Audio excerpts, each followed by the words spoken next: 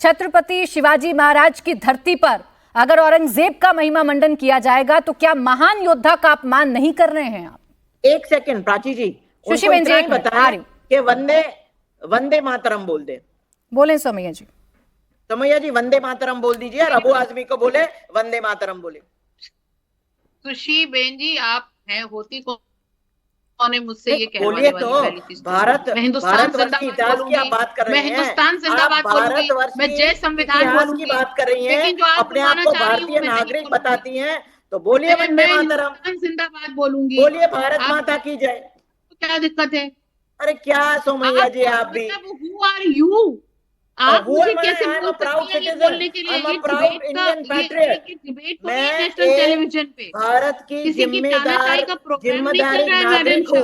अच्छा ठीक है, लौट कर टॉपिक पर वापस आते हैं। सुशी बेन जी, एक मिनट आपसे चाह रही हूँ, मुझे सोमैया जी से सवाल करना है। मैं सीधा सवाल कर रही हूँ, उनसे देखती हूँ सीधा जवाब आता है कि नहीं आता है। एक सेकंड, मुझे आवाज डाउन कर रही होगी सुशी बेन जी आपकी। अब आइए सोमैया जी, मेरे सवाल का जवाब। मैडम, मैंने आपसे पूछा था छत्रपति शिवाजी महाराज, छत्रपति संभाजी महाराज की धरती पर औरंगजेब के गुण अगर आप बताइएगा तो क्या ये उनका अपमान नहीं महान योद्धाओं का? मैं प्राची, मैं आपकी बात पे आ रही हूँ। मैं मेरी बात को अगर आप सहूलत से सुनिए और समझिए तो आपको समझ में आएगा मैं कहना क्या चाह रही हूँ।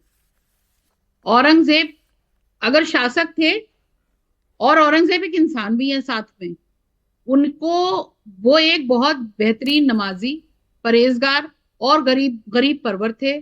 उन्होंने जनता के पैसे को जनता पर खर्च किया, इधर उधर अपने ऊपर लगाने को जजिया नहीं समझा।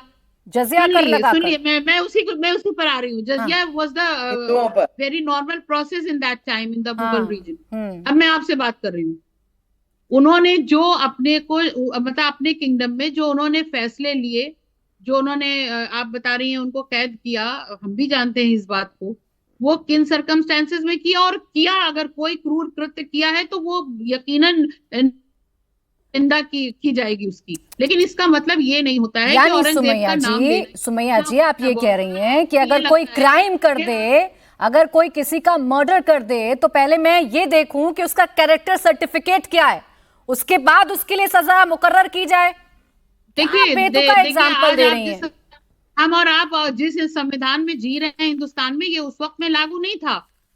पहले ये समझना होगा, वो हर किंगडम का अपना एक अलग संविधान होता था। आप कत्ल कत्ल कत्ल जो चिल्ला रही हैं, अच्छा, आपको ये समझना होगा कि उस किंगडम की क्या। अच्छा आइए, चलिए सीधा आते हैं सुमैया जी, सीधा आते हैं। चलिए सुमैया जी सीधा आते हैं। यानी अबू आजमी जी ने जो कहा वो बिल्कुल ठीक था, आप कायम हैं उस बात पर, स्टैंड करते हैं आप लोग? देखिए, अब देखिए आसिम साहब ने जो बोला उसके बाद उन्होंने शायद ये भी कहा कि मैं अपने बयान वापस लेता हूँ। मुझे नहीं पता कि उन्होंने किस कॉन्टेक्स्ट में ये बातें कही, क्योंकि आगे पीछे की वीडियोस कट गई हैं और उसके आगे उन्होंने क्या कहा बता देती हूँ आपको, रुकिए। अबू आजमी साहब कह रहे हैं गलत हिस्ट्री बताई जा रही है। औरंगजेब ने बहुत सारे मंदिर बनवाई, औरंगजेब के जमाने में भारत सोने की चिड़िया था, हमारी सरहद अफगानिस्तान बर्मा तक बढ़ी हुई थी, एक इंसाफ पसंद बादशाह था, उसको जबरदस्ती हिंदू मुस्लिम करके नफरत वाला काम नहीं करना चाहिए। उन्होंने कहा मैं नहीं मानता, सुनिए उस वक्त की जो लड़ाई थी वो राजकाज की लड़ाई थी, कोई हिंदू मुस्लिम नहीं था। औरंगजेब ने ये कहा था कि तुम मुस्लिम धर्म स्वीकार कर लो तो ये धर्म की लड़ाई नहीं हुई। ये सवाल उनसे पूछा गया तो वो कह रहे हैं नहीं देखिए ऐसा नहीं है, औरंगजेब की फौज में हिंदू थे, जो छत्रपति शिवाजी महाराज की फौज में मुस्लिम भी थे।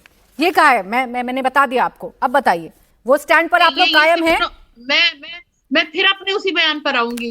ये सिर्फ उनका बयान नहीं है, महान साहित्यकार देश के जो हैं उनका भी यही, उन्होंने अपनी किताब में भी इस बात को मेंशन किया है। हाँ, तो वापस क्यों लिया फिर बयान? इतनी हिम्मत नहीं है कि अपने बयान पर कायम रहें? देखिए बात समझिए, आप जिस सरजमीन पे खड़े होके ये बात कह रहे हैं, वहां पे अगर कोई एक बड़ा इस बयान से वावेला उठने की आशंका हो तो उस कदम को जानते हैं आप गलत बयान दे रहे हैं ना, आपके नेता जानते हैं आप गलत बयान दे रहे हैं, तभी तो वापस लेने की बारी आएगी सुमैया जी। तो मुझे आपको बताने की जरूरत नहीं है। पेश किया जा रहा है, देखिए बयान को गलत तरीके से पेश करके उस पे पॉलिटिक्स हो रही है, उसको लोग कैसे पेश किया जा रहा है बताइए ना। महाराष्ट्र में खड़े होकर औरंगजेब की तारीफ करिएगा, कसीदे पढ़िएगा, इसमें क्या तोड़ मरोड़ कर पेश किया फिर रामकरण जी? हिंदुस्तान में रहते हुए महात्मा गांधी के कातिल की तारीफ होती है, उसकी पूजा होती है, उसकी पैरोकारी होती है, तो शर्म नहीं आती लोगों को? अरे सावरकर के फॉलोअर्स कर दिया गोल पोस्ट से। गोल पोस्ट तुरंत बदलना आता है आप लोगों को, सीधा सवाल पूछे तो गोल पोस्ट चेंज।